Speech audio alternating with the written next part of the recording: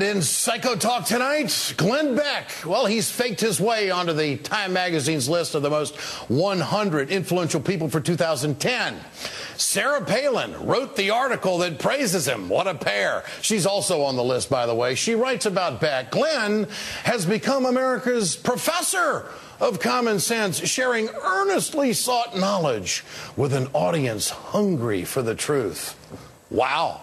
Sounds like she's returning the favor from the interview she did with Beck in January, where he fawned all over her like a lovesick teenager. Sarah, I want to read to you what I wrote last night in my journal, because it's about you. She is one of the only people that I can see that can possibly lead us out of where we are. And if that didn't make you lose your lunch, Palin also calls the Beckster an inspiring patriot. She compares him to Ronald Reagan, and to top it all off, she calls him a history buff.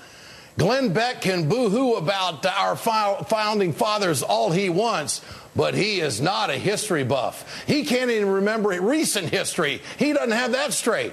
Here's Beck interviewing Reverend Al Sharpton, pay attention, just a few weeks ago. I was thinking about this today with you. You were at Martin Luther King's elbow.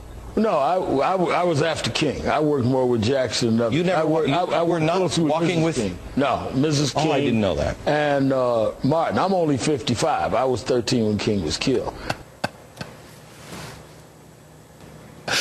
Got that age thing kind of screwed up. It might be a little history, factual stuff that kind of got screwed up. Saying that Glenn Beck has common sense and calling him a history buff when he thinks that Al Sharpton actually marched with Martin Luther King? That is Psycho Talk.